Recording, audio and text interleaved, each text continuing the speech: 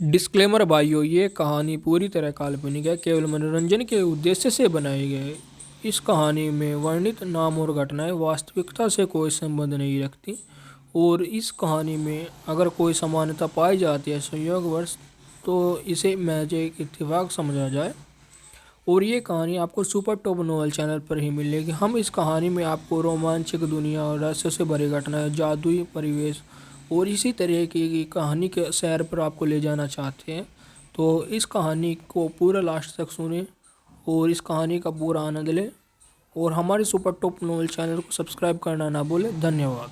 मैं उनका सहपाठी हूँ, मुझे लिफ्ट दे दो। वैसे भी ये तुम्हारे रास्ते में ही है, तो इसे मेरे लिए एक एहसान समझो, शिव ने दयनीय और असहाय होने का नाटक करते हुए कहा। प्रियांशी ने ये देखकर भौहें चढ़ाईं। जाहिर तौर पर वह उसे बाहर निकालना चाहती थी, लेकिन नव्या ने हल्की सी मुस्कान दी। हम तो सहपाठी हैं, इसलिए उसे साथ चलने दो। कोई विकल्प न होने के कारण प्रियांशी अनिच्छा से सहमत हो गई। कार के पीछे की सीट पर नव्या और शिव बैठे थे, जबकि आगे ड्राइवर सीट पर एल्विश और उसके बगल में प्रियांशी बैठी थी। जब शिव नव्या के बगल में बैठे, तभी उन्हें एहसास हुआ कि नव्या भी किसी भी मामले में किसी से कम नहीं है। उनका बस परफेक्ट है, फिगर कर्वी है, वाकई बेहद खूबसूरत हैं। शिव मन ही मन मुस्कुराया। अगर वह उसे भी जीत ले, तो एक तीर से दो निशाने लग जाएंगे। पैसा होना मतलब दोनों दुनिया की सबसे अच्छी चीजें पाना। शिव ने मन ही मन सोचा। अपने परिवार की धन दौलत का एहसास होने के बाद से ही उसका अहंकार चरम पर पहुंच गया था। वह अब खुद को दूसरों के बराबर नहीं समझता था। कार के अंदर बैठे होने पर भी शिव ने तिरस्कार भरी निगाहों से फॉक्सवैगन पासेट की ओर देखा। उसने मन ही मन उस गाड़ी को नीचा समझते हुए तिरस्कार किया। उसकी नज़र में ये खस्ताहाल गाड़ी उसकी आलीशान मर्सिडीज के मुकाबले कहीं नहीं ठहरती थी। एक आत्मसंतुष्ट मुस्कान के साथ शिव आगे की ओर झुका। प्रियांशी, जब मेरी मर्सिडीज लाखों की है तो इस छोटी सी कार से क्यों संतुष्ट हो रही हो? इसमें luxury trim, high and sound system से लेकर बेजोड़ आराम तक सब कुछ है। वह लगातार बोलता रहा और अपनी मर्सिडीज के बारे में अंतहीन शेखी बघारता रहा। लेकिन प्रियांशी और नव्या उसकी बात बिल्कुल नहीं सुन रही थीं। उनकी निगाहें पूरी तरह से एल्विश पर टिकी हुई थीं, जो गाड़ी चला रहा था। ड्राइवर के शांत स्वभाव और आकर्षक रूप ने शिव को पल भर में अदृश्य होने का एहसास कराया। शर्मिंदगी से उसका सीना जलने लगा। धिक्कार है, ये मेरी बात क्यों नहीं सुनते? उसने मन ही मन कोसते हुए कहा। पूरी यात्रा के दौरान नव्या एक मुग्ध प्रशंसक की तरह एल्विश को निहारती रही। पहले बाजार में दूर से देखने पर उसे उसका चेहरा अच्छा लगा था। अब उसे करीब से देखकर वह उसके चेहरे पर मोहित होने से खुद को रोक नहीं पाई। उसी क्षण नव्या को एहसास हुआ कि प्रियांशी ने बिल्कुल भी बढ़ा चढ़ाकर नहीं कहा था। यह आदमी बिल्कुल भी सामान्य आदमी जैसा नहीं लग रहा था। हालांकि यह कार शिव जितनी महंगी नहीं है, फिर भी यह कुछ ऐसी चीज है जो सामान्य सुरक्षाकर्मी की पहुंच से बाहर होनी चाहिए। लेकिन एक बात तो निश्चित रूप से आश्चर्यजनक है, अपनी साधारण सुरक्षा वर्दी में भी एल्विश अविश्वसनीय रूप से आकर्षक था। तुम इतने हैंडसम हो, फिर सिक्योरिटी गार्ड का काम क्यों करोगे? नव्या उत्सुकता से उसकी ओर झुकी, क्योंकि ऐसे चेहरे को देखकर तो यकीनन उसे अब तक मॉडल बनने के कई निमंत्रण मिल चुके होंगे। एल्विश ने उसे देखकर हल्की सी मुस्कान दी। हर काम की अपनी अहमियत होती है। कोई भी काम छोटा या बड़ा नहीं होता और इससे मेरी अहमियत कम नहीं होती। नव्या ने जीवन के प्रति उसकी स्पष्टवादिता से आश्चर्यचकित होकर सिर हिलाकर सहमति जताई। आप बेहद खूबसूरत और आकर्षक हैं। इसीलिए तो प्रियांशी हमेशा आपसे अपने पैकेजों पर हस्ताक्षर करवाती है। बिना किसी झिझक के नव्या ने अपने दोस्त का छोटा सा रहस्य उजागर कर दिया। शिव की वजह से रूठ गई प्रियांशी को जब पता चला कि उसका छोटा सा राज सबके सामने आ रहा है, तो अचानक उसके गाल लाल हो गए। वह शर्मिंदा लग रही थी, उसे समझ नहीं आ रहा था कि कैसे जवाब दे। योजक चिन्ह। पिछली सीट पर बैठे शिव के चेहरे के भाव तुरंत बदल गए। क्या ये सचमुच सच है? इतने समय से वह प्रियांशी का पीछा कर रहा था, फिर भी उसे यह सुरक्षा गार्ड आकर्षक लगा। उसे अचानक बेचैनी का अनुभव हुआ। जल्द ही शिव के भीतर ईर्ष्या की भावना जागृत होने लगी। मैं अपने विश्वविद्यालय की बास्केटबॉल टीम का कप्तान हूँ। मेरा परिवार धनी है, मैं लंबा और आकर्षक हूँ। फिर भी मैं एक पुरानी फॉक्सवैगन चलाने वाले सुरक्षा गार्ड से कैसे हार गया? ये तुलना उसे चुभ गई। लेकिन वह क्षण अभी समाप्त नहीं हुआ था। प्रियांशी ने चेरी का एक छोटा सा डिब्बा निकाला और एल्विश को देते हुए उसे चौंका दिया। ये आपके लिए हैं। वह ट्रैफिक लाइट के हरे होने का इंतजार करती रही, उसकी निगाहें बार बार उस पर टिकी रहीं। धन्यवाद। एल्विश ने एक और सहज मुस्कान के साथ स्वीकार कर लिया। शिव उस बातचीत को घूर रहा था, स्पष्ट रूप से उसने पहले हुई बातचीत को गलत समझा था। हे भगवान, मैं ये क्या देख रहा हूँ? क्या प्रियांशी ने उसे चेरी दी? वो भी आयातित चेरी। ये तो आम दोस्तों का काम नहीं था। उसे घिन आ गई। उसका दिमाग अनजाने क्षेत्रों की ओर भटकने लगा। अगर यही सिलसिला जारी रहा तो क्या वे जल्द ही शादी के निमंत्रण पत्र नहीं बांटने लगेंगे? वह इस तरह की धृष्टता को कैसे सहन कर सकता है? शिव अपने भविष्य को लेकर दुविधा और असुरक्षा महसूस कर रहा था।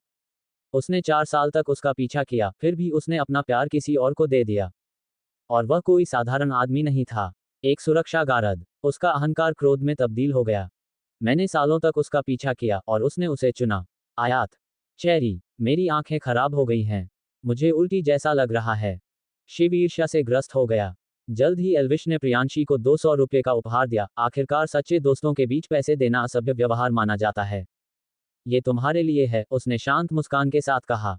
हे, धन्यवाद। प्रियांशी ने धीरे से हंसते हुए अपने चेहरे पर थोड़ी शर्मिंदगी का भाव लिए उपहारों का पिटारा स्वीकार किया। लेकिन शिव को यह नहीं पता था कि यह वह पैसा था जो एल्विश को उसके बजाय उसकी चेरी खरीदने के लिए उसे वापस करना था। लेकिन शिव के लिए किसी दूसरे पुरुष से उपहार प्राप्त करते समय उसे इतनी स्वाभाविक रूप से मुस्कुराते हुए देखना, मानो उसके सीने में एक तेज चाकू चुभ रहा हो। उसका चेहरा तनावग्रस्त हो गया। ईर्ष्या से उसकी आंखें लगभग लाल हो गईं क्योंकि उसने खुद को यकीन दिला दिया कि उनका रिश्ता किसी भी तरह से सामान्य नहीं था। शिव ने घृणा से दांत पीस लिए, बड़ी मुश्किल से अपनी भावनाओं को काबू में रख पाया। नहीं, उसने मन ही मन कड़वाहट से सोचा, मैं किसी भी कीमत पर एक सुरक्षा गार्ड से नहीं हार सकता। मैं ऐसा होने ही नहीं दूंगा। उसने अपनी पीठ सीधी की और एक शांत भाव बनाए रखा, क्योंकि उसने अपना सबसे मजबूत दांव खेलने का फैसला किया था जिसे उसने इतने लंबे समय से छिपा रखा था। जिस एक चीज के बारे में उसे पूरा यकीन था कि वह निश्चित रूप से उनका ध्यान आकर्षित करेगी। एक गहरी सांस लेते हुए उसने इतनी जोर से बोला कि सभी लोग सुन सकें। वैसे, क्या आप दोनों खापर लॉ फर्म के कार्यालय में पूर्णकालिक कर्मचारी बनने में रुचि रखते हैं? क्या आप चाहते हैं कि मैं इस कहानी का अगला अध्याय भी इसी तरह बदलूं या इसमें कुछ और सुधार करूं? वैसे, क्या आप दोनों खापर लॉ फर्म के कार्यालय में पूर्णकालिक कर्मचारी बनने में रुचि रखते हैं? उसी क्षण प्रियांशी और नव्या दोनों ने उसकी ओर अपना सिर घुमाया। उनकी आंखों में आश्चर्य और जिज्ञासा झलक रही थी, क्योंकि उनके लिए खापर लॉ फर्म के कार्यालय में इंटर्नशिप प्राप्त करना ही एक दुर्लभ अवसर था, वहां नियमित कर्मचारी बनना तो दूर की बात थी। शिव ने आत्मविश्वास भरी मुस्कान दी और थोड़ा आगे झुक गया। उसकी आवाज गर्व से भरी हुई थी। दरअसल, मैं इसे अब और नहीं छिपाऊंगा। मेरी माँ खापर लॉ फर्म में काम करती हैं। वह वहाँ एक वरिष्ठ वकील हैं, मानव संसाधन विभाग की प्रभारी हैं और साथ ही वहाँ पर्यवेक्षक के रूप में भी कार्य करती हैं। उन्होंने हल्की हंसी हंसते हुए कहा। संयोगवश, वह इंटर्न के मूल्यांकन प्रक्रिया की देखरेख करती हैं। शिव के चेहरे पर झलकने वाला श्रेष्ठता का भाव इतना स्पष्ट था कि ऐसा लग रहा था मानो वह पूरी कार में फैल रहा हो। प्रियांशी की आंखें चौड़ी हो गईं और उसने हैरानी से हौंकते हुए एक गहरी सांस ली। वाह, तो हमारे आकलन के दौरान पता चला कि फैसले लेने वाली असल में आपकी माँ है। शिव की मुस्कान और चौड़ी हो गई और वह आत्मसंतुष्ट होकर पीछे की ओर झुक गया। बिल्कुल सही। इस दुनिया में अच्छी शक्ल सूरत ज्यादा मायने नहीं रखती। अगर आप सफल होना चाहते हैं तो आपको एक मजबूत पारिवारिक पृष्ठभूमि और वास्तविक प्रभाव की जरूरत है। इनके बिना आप एक खोखले शोपीस से ज्यादा कुछ नहीं है जो केवल दिखावे के सहारे ही जीवित रहता है। यह एल्विश पर जानबूझकर किया गया एक ताना था। उसकी खूबसूरती से प्रेरित होकर शिव ने खुद को उसे कहीं कमतर महसूस किया। और अपनी बात समाप्त करने के बाद उसे जीत का जबरदस्त एहसास हुआ। उसे पूरा यकीन था कि उसने आखिरकार अपना वर्चस्व स्थापित कर लिया है और प्रियांशी के सामने खुद को अजेय साबित कर दिया है। काफी समय तक शिव ने प्रियांशी को अपना केवल धैर्यवान और दृढ़ पक्ष ही दिखाया था, जो कभी भी सीमाएं पार करने या अपनी निजी पृष्ठभूमि के बारे में बहुत अधिक खुलासा करने को तैयार नहीं था। उन्हें हमेशा सादगीपूर्ण जीवन जीने पर गर्व रहा है और वे इसे अपने जीवन का सिद्धांत कहते थे। लेकिन अब प्रियांशी को किसी दूसरे आदमी पर मुस्कुराते हुए देखकर और साथ ही सुरक्षा गार्ड की हल्की मुस्कान में छिपे व्यंग्य को महसूस करके वह अपना आपा खो बैठा। आगे की सीट से एल्विश ने अपनी भौहें थोड़ी सी उठाईं और अपनी शांत आवाज में बोला। खापर लॉ फर्म उस कंपनी की अपनी प्रतिष्ठा है, हाँ। उसका लहजा हल्का था, लगभग उपेक्षापूर्ण था, लेकिन उसमें एक अजीब सा वजन था जिसे शिव पूरी तरह से समझ नहीं पा रहा था। हालांकि नव्या इससे काफी प्रभावित प्रतीत हुई। वाह शिव, आपके परिवार की पृष्ठभूमि तो वाकई शानदार है। मैंने सुना है कि खापर लॉ फर्म में वकीलों की सालाना कमाई कम से कम $5 लाख होती है, और जहां तक सुपरवाइजरों की बात है, उनकी सालाना सैलरी आसानी से $10 लाख से भी ज्यादा होती है। ये वाकई उल्लेखनीय है। शिव ने हाथ हिलाकर बात को टाल दिया, हालांकि उसकी मुस्कान से यह स्पष्ट था कि उसे प्रशंसा कितनी अच्छी लगी। इसमें कुछ खास नहीं है। सच कहूं तो मुझे भी इसके बारे में हाल ही में पता चला है, उसने विनम्रता का दिखावा करते हुए कहा। लेकिन चूंकि प्रियांशी खापर लॉ फर्म के कार्यालय में इंटर्नशिप कर रही है, इसलिए मैं आज उसके साथ ये देखने आया था कि क्या मैं अपनी माँ से उसका नाम ले सकता हूँ। शायद वह प्रियांशी को जल्दी मंजूरी दिलाने और उसे जल्द ही स्थायी नौकरी दिलाने में मदद कर सकती है। आप लोगों का क्या ख्याल है? ये सुनकर प्रियांशी के होंठ हल्के से मुड़े, लेकिन उसके चेहरे पर शांति का भाव बना रहा। धन्यवाद शिव, लेकिन मैं शॉर्टकट नहीं अपनाऊंगा। मुझे विश्वास है कि मैं अपनी काबिलियत के दम पर सफल हो सकता हूं। ड्राइवर की सीट से चुपचाप देख रहे एल्विश को शिव पर लगभग हंसी आ गई, जो प्रियांशी को रिझाने की पूरी कोशिश कर रहा था लेकिन बार बार असफल हो रहा था। हालांकि मन ही मन वह उसकी प्रशंसा भी कर रहा था। वह दूसरों पर निर्भर रहने वाली किस्म की नहीं थी, और न ही वह आराम या सुविधा के लिए अपने सिद्धांतों से समझौता करती। उन अनेक लोगों के विपरीत जो मान सम्मान की परवाह किए बिना किसी भी अवसर को लपक लेते हैं, प्रियांशी दृढ़ रही, और यही बात उन्हें भीड़ में एक दुर्लभ व्यक्तित्व के रूप में अलग बनाती है। अपनी काबिलियत के दम पर नियमित कर्मचारी बनना, शिव ने उपहास किया। प्रियांशी, मैं तुम्हें हतोत्साहित करने की कोशिश नहीं कर रहा हूं, लेकिन मेरी मां ने मुझे कुछ दिन पहले बताया था कि खापर लॉ फर्म में इस साल आवेदन करने वाले लोग अविश्वसनीय रूप से प्रतिभाशाली हैं। वहां शीर्ष विश्वविद्यालयों के ऐसे स्नातक हैं जो कुशल होने के साथ साथ प्रतिस्पर्धी भी हैं। इस स्थिति में भी मेरे पास आपके लिए एक वैकल्पिक रास्ता तैयार है, लेकिन आप मना कर रहे हैं। क्या यह अनुचित व्यवहार नहीं है? प्रियांशी ने भौहें चढ़ाईं, लेकिन इससे पहले कि वह कुछ जवाब दे पाता, नव्या ने पहले ही बोल दिया। अगर आप हम दोनों को नियमित कर्मचारी बनने में मदद कर देते हैं, तो मैं आपको भोजन कराऊंगा। इसे मेरी ओर से धन्यवाद समझें। शिव की मूल अपेक्षा थी कि वह इस मौके का इस्तेमाल प्रियांशी के करीब आने के लिए करेगा, शायद दोस्ती से बढ़कर कुछ और रिश्ता बनाने के लिए भी। लेकिन अब उसके चेहरे के भाव देखकर उसे पता चल गया कि चीजें योजना के अनुसार नहीं हो रही हैं। फिर भी वह जल्दी ही अनुकूलित हो गया। ये भी काम कर सकता है। कम से कम प्रियांशी को ये तो पता चलेगा कि मैं सक्षम हूं और एक सशक्त परिवार से आता हूं। धीरे धीरे उसे समझ आ जाएगा कि किसी सुरक्षा गार्ड के साथ रहने से बेहतर है मेरे साथ रहना। आखिरकार, भले ही वह एक नियमित कर्मचारी बन जाए, फिर भी वह अंततः मेरी मां के अधिकार क्षेत्र में ही रहेगी। अगर वह इस अवसर को महत्व नहीं देती और हर बार इसे ठुकरा देती है, तो मैं उसे अपना सामान पैक करके जाने दूंगा। शिव मन ही मन मुस्कुराए बिना नहीं रह सका। वह अपनी इस छोटी सी योजना से संतुष्ट था। एक तरफ से एल्विश चुपचाप सब कुछ देखता रहा। हे, हे, इस लड़के ने सचमुच मेरा ध्यान आकर्षित कर लिया है। किसी न किसी तरह एल्विश ने फैसला कर लिया कि वह इस मामले में हस्तक्षेप जरूर करेगा। योजक चिन्ह। गाड़ी रुकते ही एल्विश ने घोषणा की, हम यहां पहुंच गए हैं। सामने वाली वह इमारत खापर लॉ फर्म के कार्यालय की है। वह बाहर निकला और विनम्रतापूर्वक प्रियांशी के लिए दरवाजा खोला। प्रियांशी के गाल हल्के से लाल हो गए और उसने धीरे से कहा, धन्यवाद।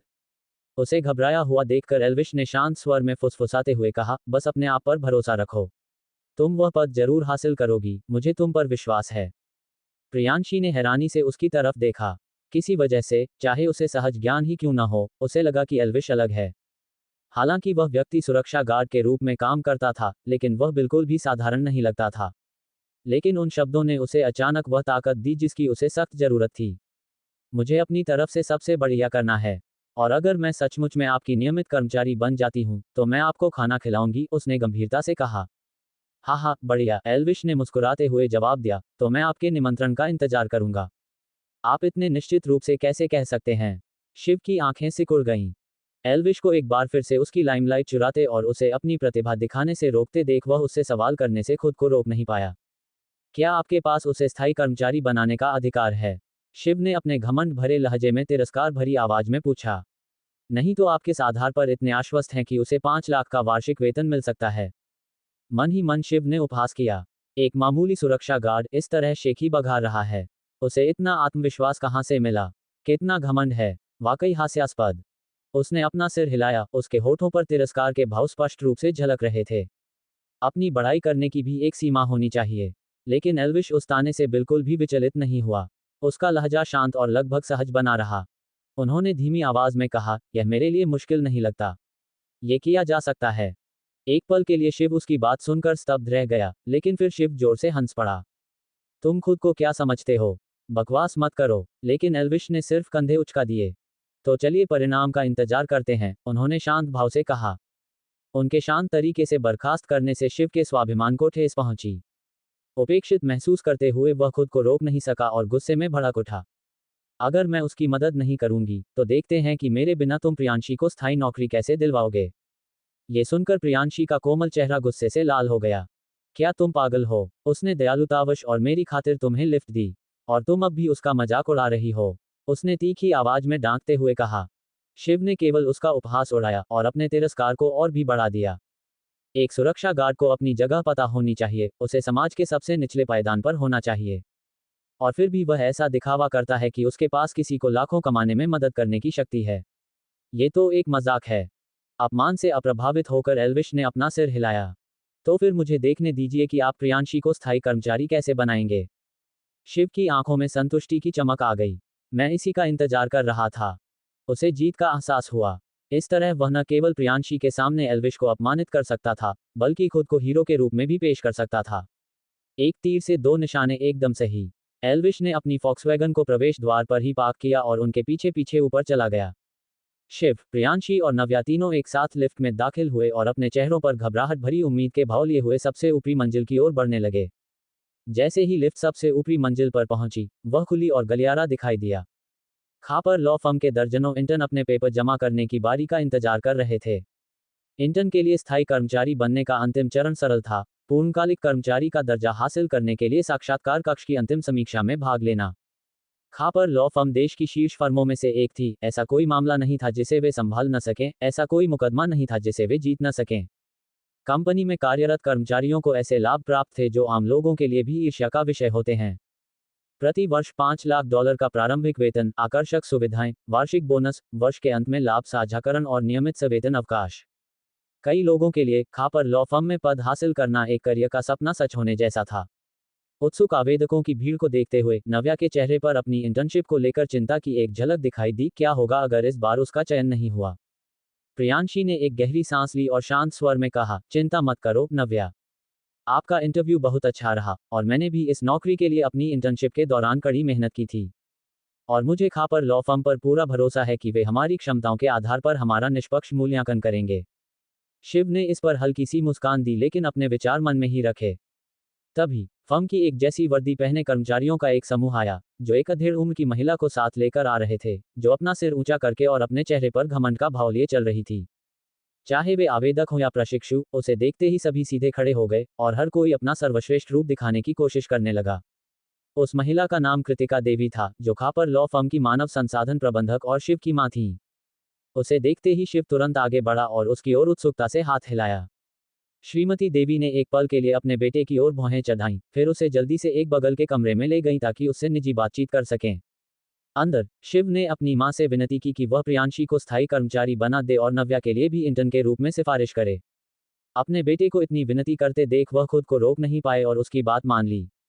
जब वह अंततः कमरे से बाहर निकला तो उसके चेहरे पर एक अतिरंजित मुस्कान थी और वह खुशी से झूम रहा था। उसे आते देख नव्या ने उत्सुकता से पूछे बिना नहीं रह सकी, कैसा रहा?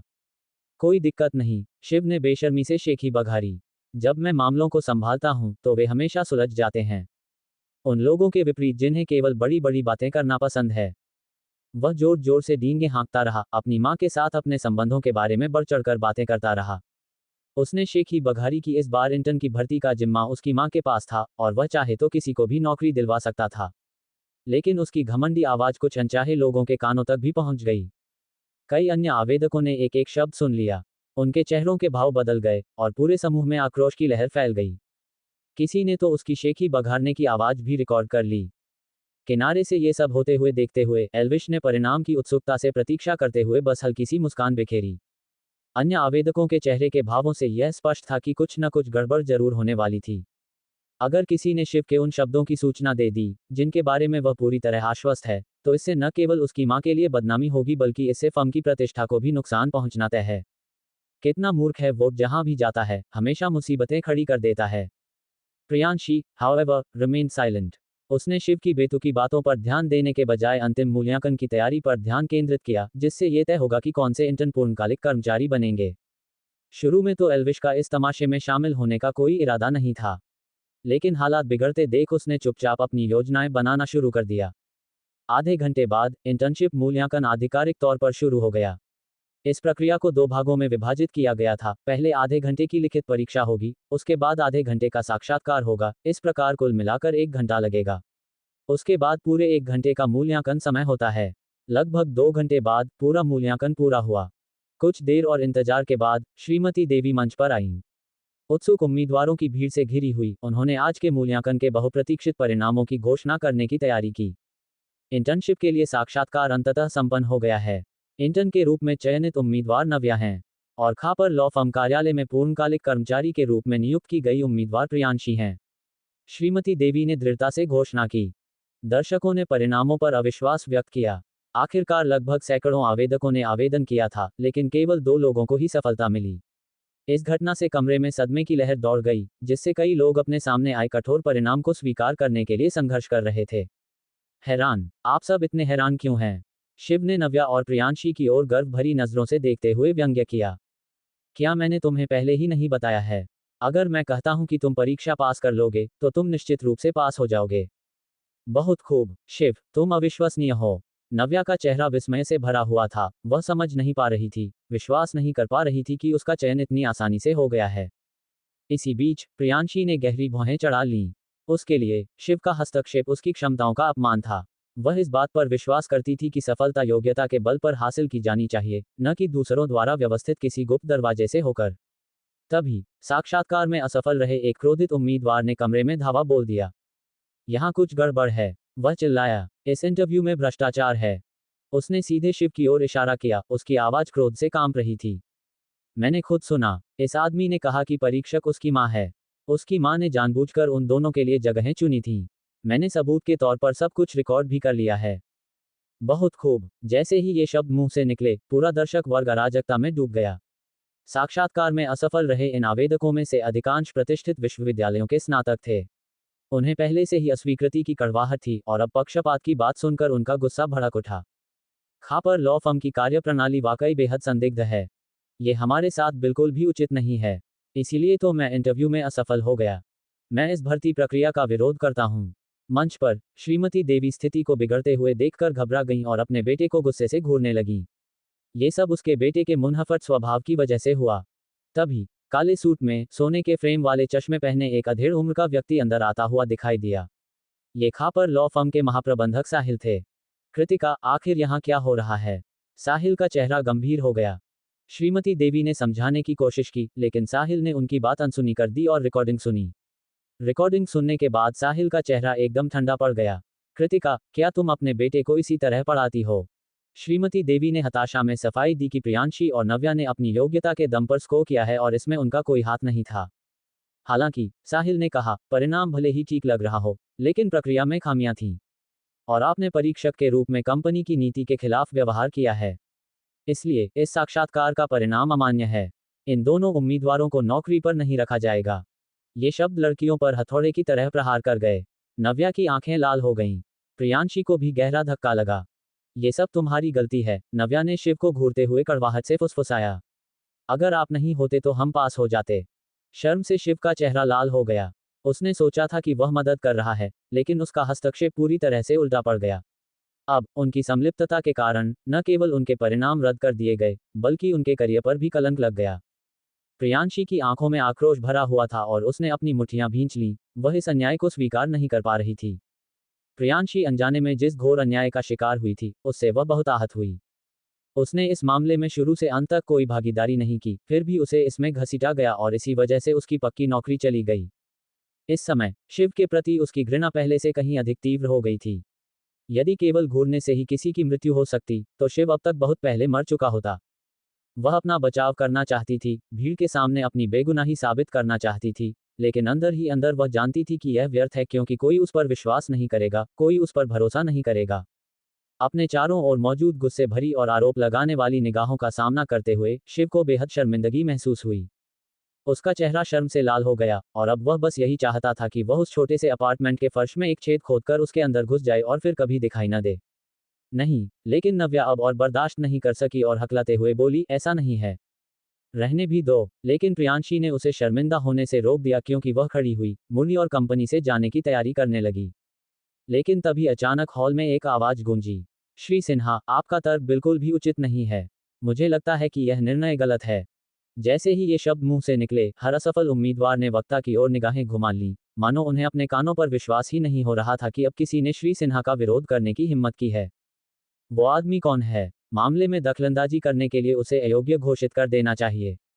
बिल्कुल सही। अगर तुम इस तरह दखल देने की हिम्मत करोगे, तो इसके अंजाम भुगतने के लिए तैयार रहो। यह अविश्वसनीय है कि कोई खापर लॉ फर्म के महाप्रबंधक को चुनौती देने की हिम्मत कैसे कर सकता है। या तो वह बेहद बहादुर है, या बेहद मूर्ख। हॉल जल्द ही उम्मीदवारों की फुसफुसाहट और शोर से भर गया। नव्या और प्रियांशी दोनों अपने कदम रोककर पीछे मुड़ी, तो उन्होंने देखा कि बोलने वाला कोई और नहीं बल्कि एल्विश था। दोनों ने एक दूसरे की ओर देखा, आश्चर्य से उनकी आंखें चौड़ी हो गईं। लेकिन भीड़ के बीच शिव ने उस पर भौहें चढ़ाईं, लेकिन जल्द ही उसके सीने में घबराहट बढ़ने लगी। उन्हें डर था कि गार्ड के लापरवाह शब्दों से श्री सिन्हा और अधिक क्रोधित हो सकते हैं और इससे उन्हें और उनकी मां को और अधिक परेशानी हो सकती है। गुस्से से भरी निगाहों से उसने एल्विश को चुप कराने के लिए उस पर चिढ़कर कहा, चुप रहो, तुम सिर्फ एक सुरक्षा गार्ड हो। यहां से तुरंत निकल जाओ, ये तुम्हारा बोलने का स्थान नहीं है। क्या आपको नहीं दिख रहा कि श्री सिन्हा पहले से ही बहुत गुस्से में हैं? आप इतने अज्ञानी कैसे हो सकते हैं? अन्य कई स्नातकों ने सहमति में सिर हिलाया। हाँ, एक सुरक्षा गार्ड खुद को क्या समझता है जो यहाँ दखल देने की हिम्मत कर रहा है? वे सभी उसे सुरक्षा गार्ड होने की उसकी निम्न हैसियत के लिए ताने मारने लगे। अनजाने में ही उन्होंने यहाँ अपने करियर को अलविदा कह दिया था। क्योंकि किसी ने ध्यान नहीं दिया कि मिस्टर सिन्हा ने कब एल्विश की तरफ देखा, इसलिए जैसे ही उन्होंने उसे पहचाना, उनके चेहरे के भाव तुरंत बदल गए। क्या वह यहाँ क्यों था? खापर लॉ फर्म के लगभग 52% शेयर हासिल करने के बाद एल्विश उसके लिए कोई आम आदमी नहीं रह गया था। वर्तमान फर्म के पीछे की कंपनी का असली मालिक वही था। महज एक शब्द से उनके पास कंपनी में किसी को भी, यहाँ तक कि स्वयं श्री सिन्हा को भी बर्खास्त करने का अधिकार था। श्री सिन्हा एक पल के लिए रुक गए, एल्विश के शब्दों को समझने की कोशिश करते हुए, फिर जल्दी से प्रतिक्रिया दी और जबरदस्ती मुस्कुरा दिए। तो आपको क्या लगता है कि हमें इस मामले को कैसे संभालना चाहिए, महोदय? उन्होंने सावधानी बरतते हुए एल्विश की मौजूदा स्थिति का खुलासा नहीं किया। एल्विश ने शांत भाव से आगे कहा, इस बार स्पष्ट रूप से परीक्षक की समस्या थी और इस पर उन्होंने प्रियांशी और नव्या की ओर इशारा किया, हल्की सी मुस्कान बिखेरी और आगे कहा, इन दोनों लड़कियों को स्पष्ट रूप से कोई समस्या नहीं है। धोखाधड़ी किए बिना भी वे शीर्ष स्थान प्राप्त कर सकते थे, तो फिर वे अपने ही पैर पर कुल्हाड़ी क्यों मारेंगे? ये स्पष्ट है कि शिव ही मदद करना चाहता था, ऐसा नहीं है कि उन्होंने उससे मदद मांगी हो। और अगर ऐसा है तो उनके नतीजों को रद्द करना उनके साथ सरासर अन्याय होगा। श्री सिन्हा से एल्विश को इतने असभ्य तरीके से बात करते देख, कुछ लोग जो श्री सिन्हा का पक्ष जीतना चाहते थे, एल्विश पर चिल्लाने लगे, यहाँ सुरक्षा गार्ड क्या कर रहा है? आदेश दे रहा है। आप कौन होते हैं श्री सिन्हा से इस तरह बात करने वाले? बिल्कुल सही, निकल जाओ और बकवास करना बंद करो। एक गार्ड, जो हमारे सामने खड़े होने के भी लायक नहीं है, उसने हमसे बहस करने की हिम्मत की। यहाँ से निकल जाओ। उद्धरण चिन्ह ... विस्मयादिबोधक चिन्ह उद्धरण चिन्ह। अन्य उम्मीदवारों ने भी एल्विश का उपहास उड़ाया। अगर श्री सिन्हा ने प्रियांशी और नव्या को अयोग्य घोषित नहीं किया होता, तो उनके चयन की संभावना भी नहीं बढ़ती। भूल जाओ एल्विश, मुझे अब ये नौकरी नहीं चाहिए, इसे छोड़ दो, प्रियांशी ने कमजोर स्वर में बुदबुदाया। हम इससे लड़ नहीं सकते। उसने एल्विश की आस्तीन खींची, वह चाहती थी कि वह उसके साथ चले। नव्या ने भी अपनी बदकिस्मती पर आह भरी और सिर हिलाते हुए कहा, चलो चलते हैं।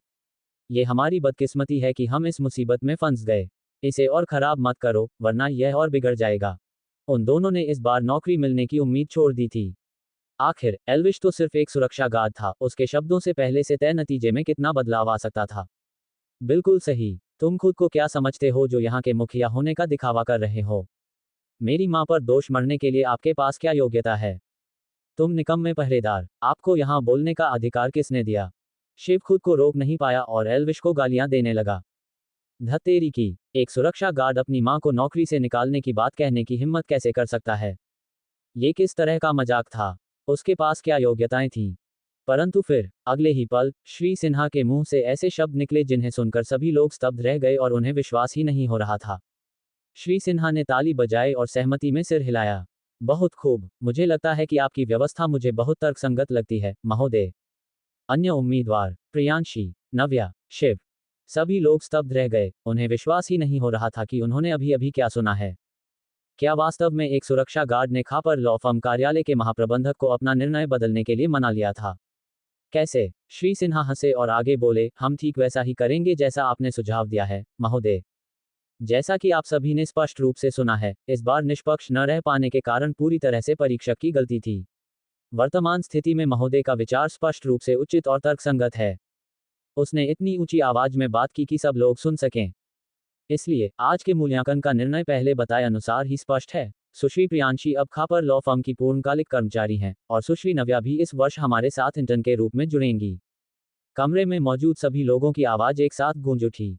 मुंबई की मशहूर लॉ फर्मों में से एक के जनरल मैनेजर ने दरअसल एक सुरक्षा गार्ड की बात सुनी और मौके पर ही अपना फैसला बदल दिया। सभी लोग अविश्वास से देखते रह गए, उन्हें विश्वास ही नहीं हो रहा था कि वे क्या अनुभव कर रहे हैं। नव्या और प्रियांशी के लिए ये सब कुछ लगभग अवास्तविक सा लग रहा था। आज का दिन उनके लिए किसी रोलर कोस्टर की सवारी जैसा था, जो आश्चर्यों से भरा हुआ था। शिव और उसकी मां श्रीमती देवी ने असमंजस भरी नजरों से एक दूसरे को देखा। एक ही विचार उन दोनों के मन में एक साथ आया। आखिर यह सुरक्षा गार्ड कौन है?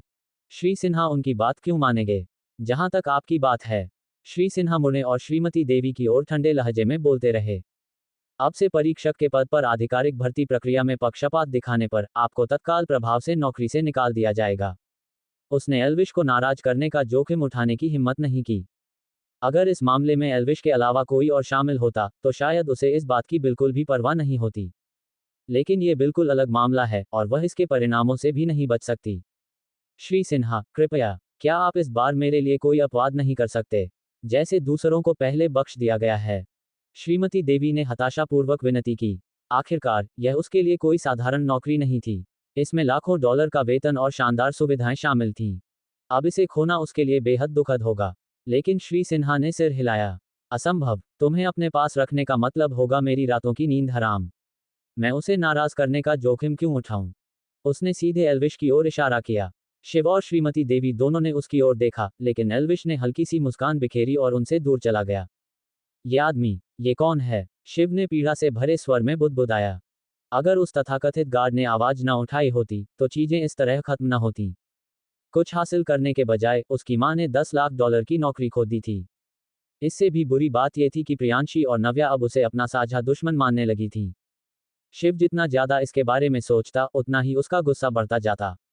देखते ही देखते उसके मन में सिर्फ गुस्सा ही जल रहा था। ओह हाँ, मुझे याद आ रहा है, उस आदमी ने कार को मुख्य प्रवेश द्वार पर नो पार्किंग जोन में पार्क कर दिया था। मैं उसकी शिकायत करूंगा और उसे मुसीबत में डाल दूंगा। मन ही मन बड़बड़ाते हुए शिव एल्विश के लिफ्ट से इमारत से बाहर निकलने से पहले ही सीढ़ियों से नीचे की ओर दौड़ पड़ा। उसने गश्त लगा रहे गार्डों को इशारा करके बुलाया। अरे, उस गाड़ी को टो करो। उस आदमी ने गाड़ी गलत जगह खड़ी की है, इसे जल्दी हटाओ।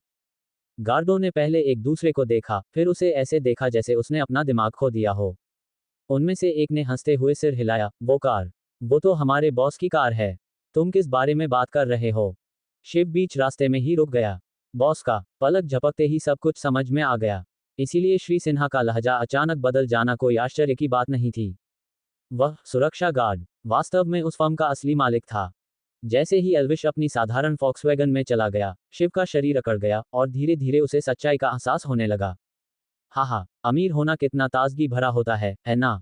ठीक है, अब बहुत हो गया ये नाटक। मुझे लगता है अब मुझे आखिरकार प्राचीन काल में वापस जाना चाहिए। एक हफ्ता बीते बीते बहुत लंबा समय हो गया है। पिछली बार मैंने उन्हें डाकुओं के ठिकाने का पता दिया था, लेकिन मुझे आश्चर्य है, क्या मिस एवलिन ने उन्हें खत्म करने के लिए अधिकारियों के साथ हाथ मिला लिया है या नहीं? और पिछली बार मैंने जो राशन तैयार किया था, उसका क्या हुआ? क्या वह अब तक बिक गया है या नहीं? एल्विश का दिमाग सवालों से भरा हुआ था, जिसमें नई गोल्ड कार को लेकर जिज्ञासा और उम्मीद का मिश्रण था। आज सुबह जब वह उठा तो उसने कुछ नया देखा। उसकी सुरक्षा वर्दी अपग्रेड हो गई थी। जहां पहले वह एक बार में केवल 8 घंटे ही अतीत में रह सकता था, वहीं अब वह 16 लंबे घंटों तक रह सकता था। अब तो और भी अच्छी बात यह थी कि उसे पता चला कि वह किसी भी समय आधुनिक दुनिया में लौट सकता है, लेकिन शर्त यह है कि उसे ठीक उसी स्थान पर लौटना होगा जहां से उसने पहली बार सीमा पार की थी। चलो चलते हैं, उसने बुदबुदाते हुए कहा। विला के कमरे में एल्विश की आकृति सफेद रोशनी में झिलमिला उठी और गायब हो गई।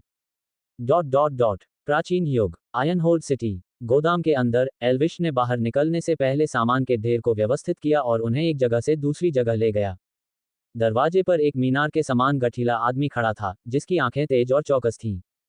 यह कोई और नहीं बल्कि जेकब स्टोन था, वही व्यक्ति जिसने एक बार एल्विश को जान से मारने की कोशिश की थी। जब से एल्विश ने उसे हराया था, तब से जेकब ने वफादारी की शपथ ली थी और बिना किसी झिझक के आदेशों का पालन करता था। हमेशा सेवा में उपलब्ध। पिछले एक सप्ताह से वह पूरी निष्ठा से गोदाम की रखवाली कर रहा था। एल्विश उनके लिए सिर्फ एक नेता से कहीं बढ़कर था, वह एक उद्धारकर्ता था। अगर वह न होता तो याकूब की बूढ़ी मां शायद साइमन की क्रूरता का शिकार हो जाती। यही एक कारण उसके लिए बिना शर्त उसका अनुसरण करने के लिए पर्याप्त था। और एल्विश के अधीन जीवन उसके लिए उम्मीद से कहीं बेहतर साबित हो चुका था। कई सालों में पहली बार उसने हर दिन भरपेट खाना खाया। हॉटवेल परिवार ने उनके साथ अप्रत्याशित दयालुता का व्यवहार किया, जिसकी उन्होंने कभी कल्पना भी नहीं की थी। बॉस, आखिरकार आप बाहर आ ही गए, जेकब ने कहा। उसकी आवाज में सम्मान था लेकिन राहत भी झलक रही थी। उसने कभी यह नहीं पूछा था और न ही उसका इरादा ये जानने का था कि एल्विश गोदाम के अंदर क्या करता था। ये कहना उनका काम नहीं था। बॉस जो भी योजना बना रहा था, जेकब का मानना था कि उसके पास इसके पीछे कारण थे। काफी समय से मैं बाहर नहीं निकला हूं, एल्विश ने हल्की मुस्कान के साथ कहा। चलो टहलने चलते हैं। उसने कोक की एक छोटी बोतल जेकब की ओर उछाल दी। अच्छा, जेकब ने उसे पकड़ते हुए जवाब दिया। उसने ढक्कन घुमाया, एक घूंट लिया और जम गया। उसकी आंखें चौड़ी हो गईं। यह क्या है? यह मीठा है, कितना ताजगी भरा है। ये सुनकर एल्विश मुस्कुराया और अपनी बोतल उठाकर एक घूंट लिया। कोक। जेकब ने असमंजस भरी मुद्रा में सिर हिलाया, उसे पूरी तरह समझ नहीं आया, लेकिन वह जानता था कि इस बारे में और सवाल करना उचित नहीं होगा। दोनों आदमी साथ साथ गोदाम से बाहर निकले और आयनहोल शहर की हलचल भरी सड़कों पर टहलने लगे। वे दोनों गोदाम से बाहर निकले और आयनहोल शहर की सड़कों पर टहलने लगे। जल्द ही एल्विश को कुछ गड़बड़ महसूस हुई। शहर का माहौल बदल गया था। ऐसा लग रहा था मानो वह पहले की तुलना में कहीं अधिक जीवंत हो उठा हो। यहाँ हालात में स्पष्ट रूप से सुधार हुआ था। हालांकि लोग अभी भी दुबले पतले थे, लेकिन उनकी आंखें पहले से कहीं ज्यादा चमकदार, ऊर्जा और आशा से भरी हुई थीं। सड़क के किनारे छोटे छोटे समूह आपस में बातचीत कर रहे थे। मैंने सुना है कि सरकार को आखिरकार चोरी हुआ राहत अनाज मिल गया है। मैककॉय परिवार ने डाकुओं के गढ़ को नष्ट करने के लिए अधिकारियों के साथ मिलकर काम किया। क्या ये सच है? क्या उन डाकुओं का पता लगाना असंभव नहीं था? कहा जाता था कि उनका ठिकाना छिपा हुआ था, जिसे ढूंढना नामुमकिन था। यह अचानक कैसे पता चल गया? वे कहते हैं कि वह एल्विश नाम का कोई आदमी था। वह अविश्वसनीय रूप से प्रतिभाशाली बताया जाता है। उसने किसी तरह खुद ही उनके छिपने की जगह का पता लगा लिया। जो कोई भी उस ठिकाने का पता लगाकर बिना किसी नुकसान के बच निकले, वह कोई साधारण व्यक्ति नहीं है। खैर, मैंने ये भी सुना है कि डाकुओं का सरदार भाग निकला है। अब वह उस आदमी को ढूंढ रहा है और बदला लेने की कसम खा रहा है। वह नेता वैसे भी मरने लायक है। सड़क पर लोगों की बातचीत की गूंज सुनाई दे रही थी। डाकुओं के अड्डे का विनाश, चोरी हुए भोजन की वापसी, सरकार राहत अनाज वितरित कर रही है ताकि लोग आखिरकार भरपेट भोजन कर सकें। स्वाभाविक रूप से हर कोई इस रहस्यमय मिस्टर एल्विश के बारे में बात कर रहा था। तो सच में ऐसा हुआ? एल्विश ने धीरे से कहा। उन्हें मिस एवलिन से इतनी जल्दी कार्रवाई की उम्मीद नहीं थी। महज 2 दिनों में ही उनका ठिकाना पूरी तरह नष्ट हो गया था। लेकिन एक बात ने उसे परेशान कर दिया, नेता अभी तक पकड़ा नहीं गया था, और इससे भी बुरा ये था कि वह अब उसकी तलाश कर रहा था। एल्विश को इसका मतलब समझ आ गया। उन्होंने न केवल प्रतिष्ठा अर्जित की, बल्कि एक कट्टर शत्रु भी पा लिया। फिर भी वह डरा नहीं था। उसके साथ जेकब था जो मार्शल आर्ट में माहिर था और उसके पास एक इलेक्ट्रिक बैटन भी था, इसलिए उसे अपनी रक्षा करने का पूरा भरोसा था। डाकुओं का सरदार है ना? जेकब ने बुदबुदाते हुए कहा। उसके चेहरे पर एक अजीब सा भाव झलक रहा था। तुम्हें पता है वो कौन है? एल्विश ने उत्सुकता से पूछा।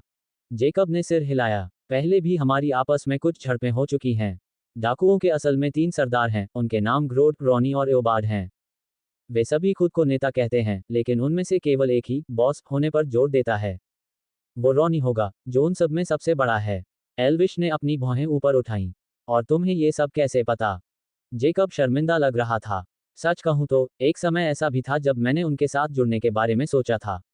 सरदारों को पता था कि मैं एक मजबूत लड़ाकू हूं और वे मुझे अपने गिरोह में शामिल करने के लिए उत्सुक थे। लेकिन मेरी मां ने मुझसे कहा था कि अगर मैं कभी डाकू बन गया, तो वह अपना सिर दीवार पर पटक कर मर जाएगी। तो मैंने इसे छोड़ दिया। एल्विश हंस पड़ा। अच्छा हुआ कि तुमने ऐसा नहीं किया, वरना अब तक तुम डाकुओं के सरदार बन चुके होते। उसने यह बात सचमुच कही थी। जेकब को लड़ते हुए देखकर वह जानता था कि वह आदमी कितना भयानक रूप से ताकतवर था। अगर उसकी मां ने उसे संयमित न किया होता, तो जेकब इलाके का सबसे खूंखार डाकू बन गया होता। लेकिन अब वह उसका अधीनस्थ था। इस विचार ने एल्विश को मन ही मन गर्व का अनुभव कराया। ठीक तभी, बॉस, सावधान रहो। अचानक जेकब दहाड़ते हुए एल्विश के सामने खड़ा हो गया। क्लैंग, क्लैंग, क्लैंग, चाकुओं की बौछार उसके शरीर पर हुई। हालांकि याकूब दर्द से कराह उठा और जहां चाकुओं ने खरोंच लगाई थी वहां हल्की लकीरें बन गईं, लेकिन उसकी पत्थर जैसी सख्त त्वचा को कोई भेद नहीं पाया। काया हत्यारा, वह दहाड़ा। उसकी आवाज में स्पष्ट रूप से क्रोध झलक रहा था। तुम्हारी हिम्मत कैसे हुई मेरे बॉस पर हमला करने की? ये छोटा बदमाश तो बहुत ही कुशल है बॉस, इसने तो मुझे फेंकने वाले चाकू से भी घायल कर दिया। बॉस, सावधान रहिए। जेकब ने अपनी आंखें सिकोड़ते हुए अपने पीछे खड़े एल्विश को चेतावनी दी। उसने वर्षों की कठोर कंडीशनिंग के माध्यम से अपने शरीर को प्रशिक्षित किया था। साधारण धारदार चाकू उसकी त्वचा को आसानी से भेद नहीं सकते थे, फिर भी इस हत्यारे के चाकू ने कुछ खून निकाल दिया था। हालांकि यह सिर्फ एक मामूली घाव था, लेकिन यह साबित करने के लिए काफी है कि हमलावर कोई साधारण हत्यारा नहीं था, बल्कि स्पष्ट रूप से एक मार्शल आर्टिस्ट था। आयन होल की सड़कों के आसपास फैली परछाइयों पर नजरें गड़ाते ही एल्विश का चेहरा गंभीर हो गया। धिक्कार है, घर से बाहर कदम रखते ही मुझ पर हमला हो गया। खराब किस्मत, काश मैंने आज अपना पंचांग देख लिया होता, तो मुझे पता चल जाता कि आज का दिन मनहूस है। हालांकि जेकब उसके और हत्यारे के सामने लोहे की दीवार की तरह खड़ा था, और हालांकि वह जानता था कि याकूब की त्वचा वास्तव में कितनी मजबूत है, आखिरकार उसने एक बार देखा था कि कैसे एक कसाई का चाकू उसकी गर्दन से टकराकर वापस उछल गया था, जिससे केवल एक हल्का निशान ही रह गया था। लेकिन साथ ही चोर के लिए खून की एक बूंद भी निकालना बहुत डरावना था, और इसका मतलब था कि उसका प्रतिद्वंद्वी खतरनाक था। अगर जेकब यहाँ नहीं होता, तो वे चाकू उसके शरीर में गहरे छेद कर देते, शायद उसे तुरंत मार भी डालते। इस विचार मात्र से ही उसकी धड़कनें तेज हो गईं। याकूब शांत होकर ध्यान से सुनने लगा। उसकी सहज प्रवृत्ति ने पूर्व और पश्चिम की ओर छज्जों पर हल्की हलचल महसूस की। छिपना बंद करो, मुझे पता है तुम कहाँ हो। बाहर आओ और लड़ो, वरना तुम्हारा पूरा शरीर ही कट जाएगा। एक जोरदार दहाड़ के साथ वह 5 मीटर हवा में उछला और छत पर ऐसे गिरा जैसे कोई चट्टान नीचे गिर रही हो। वहां काले वस्त्रों में लिपटा हुआ हत्यारा मौजूद था। जेकब सीधे उस पर झपटा, उसकी मुट्ठी एक हथौड़े की तरह झूल रही थी जो गिरने के लिए तैयार थी। उनमें झड़प हुई। जेकब की शैली क्रूर और सीधी थी, उसका हर मुक्का बंदूक से निकली गोली की तरह था। हत्यारा इसके बिल्कुल विपरीत था, वह तेज, फुर्तीला और इधर उधर भागता फिरता था, मानो समय बिताने की कोशिश कर रहा हो। उनकी लड़ाई के कारण छत की टाइलें टूटकर जमीन पर बिखर गईं। फिर भी कोई भी हमेशा के लिए बच नहीं सकता था। अंततः जेकब की विशाल मुट्ठी सीधे उस पर पड़ी और हत्यारे के पेट पर जा लगी। छत से फेंके जाने के बाद हत्यारे ने दर्द से कराहते हुए आवाज निकाली। वह गिरने के दौरान लुढ़क गया और लड़खड़ाते हुए बड़ी मुश्किल से अपने पैरों पर खड़ा हो पाया। देखते हैं कब तक तुम इसे जारी रख सकते हो। जेकब छत से नीचे उतरते हुए और कदम बढ़ाते हुए गुर्राया। तुमने मेरे बॉस पर हमला करने की हिम्मत की, आज तैयार हो जाओ, तुम्हें खून से इसकी कीमत चुकानी पड़ेगी। हत्यारा पेट पकड़ते हुए हल्के से हंसा। हे, सोचा नहीं था कि तुम इतनी देर तक टिक पाओगे। जेकब ने असमंजस में पलकें झपकाईं। लेकिन अचानक उसके चेहरे के भाव बदल गए, उसका शरीर डगमगाने लगा। उसने अपनी बांह पर पड़े मामूली घाव पर नजर डाली, जो पहले से ही बदसूरत बैंगनी रंग का होता जा रहा था।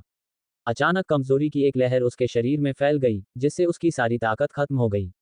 ये चाकू। सच्चाई का एहसास होने पर उसकी आवाज कांप उठी। उद्धरण चिन्ह ... इसमें जहर लगा हुआ था।